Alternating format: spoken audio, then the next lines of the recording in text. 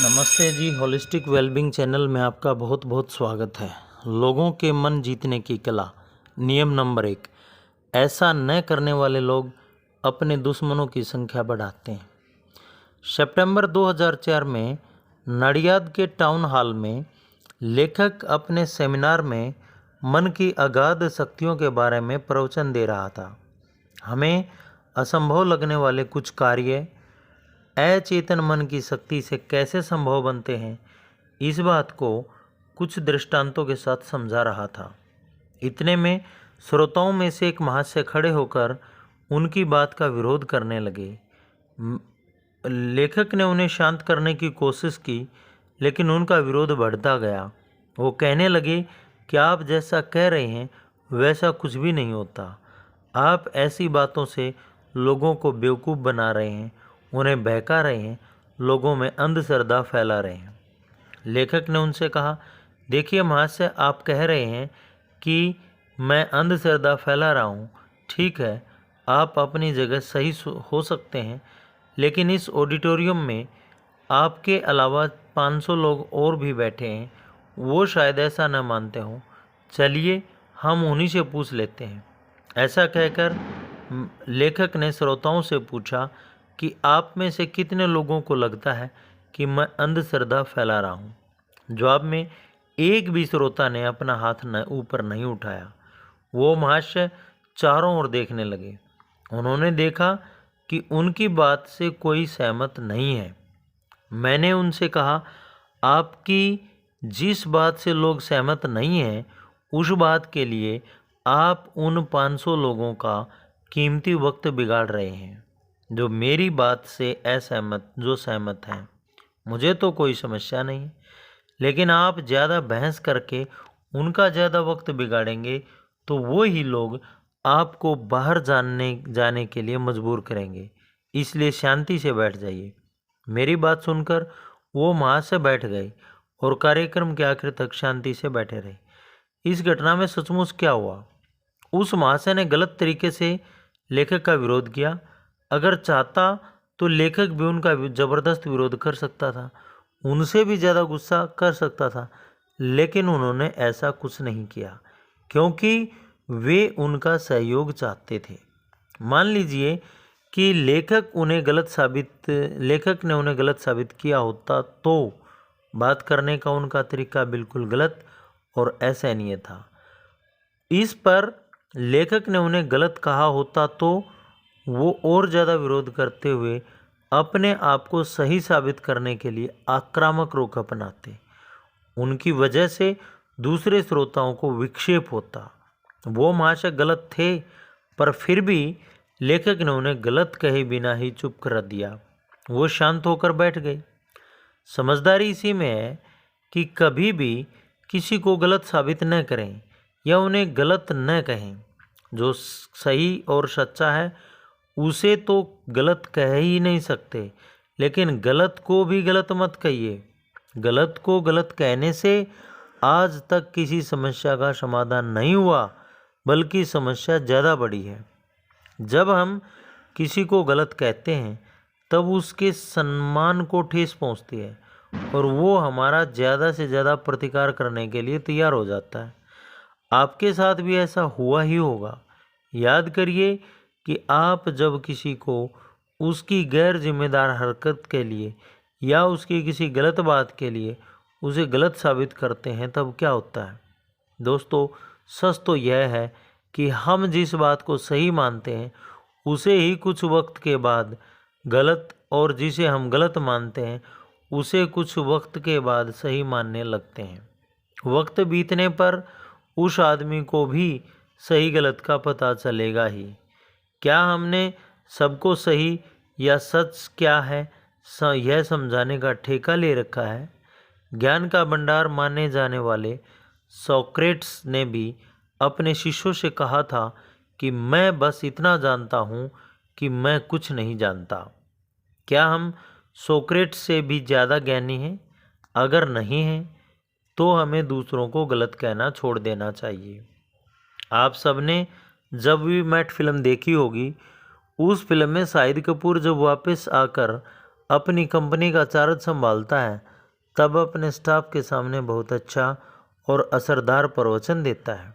उसकी कंपनी का दिवाला फूंकने वाले वहाँ उपस्थित थे, फिर भी उसने किसी को की भी गलत साबित करने का प्रयास नहीं किया। इसका क्या असर होता है, यह देखने के लिए आपको वह फिल्म देखनी चाहिए। दूसरी बात यह है कि गलत काम करने वाले इंसान के सामने अलग तरह से देखने पर या हमारी बॉडी लैंग्वेज से ही एहसास हो जाता है कि वो गलत है, तो फिर शब्दों से यह बात कहकर उसे नाराज़ क्यों करें, उससे दुश्मनी क्यों करें। पते की बात यह है कि सामने वाले को बिल्कुल नहीं लगना चाहिए कि हम उसे गलत साबित कर रहे हैं। समझदारी इसी में है कि लोगों को पता भी न चले, उस तरह से हम औरों से ज़्यादा समझदार बने। कार्ल रोजर्स नाम के मनोविज्ञानी कहते हैं कि जब कोई इंसान किसी के सामने अपनी बात, विचार या कॉन्सेप्ट प्रस्तुत करता है, तब ज़्यादातर लोग उस इंसान और उसकी बात को सही गलत तय करने में लग जाते हैं। शायद ही कोई उसकी बात को या उसे समझने की कोशिश करता है। लोग सोचते ही नहीं कि सामने वाले की बात का अर्थ क्या है। किसी भी इंसान को या उसकी बात को सच्ची या गलत साबित करना बहुत आसान काम है, लेकिन बिना किसी पूर्वाग्रह के उसकी बात को या उसके व्यवहार को समझना बहुत कठिन और समझदारी का काम है। हमारे जीवन के आखिरी वक्त तक भगवान हमें नहीं बताता कि हम सही हैं या गलत।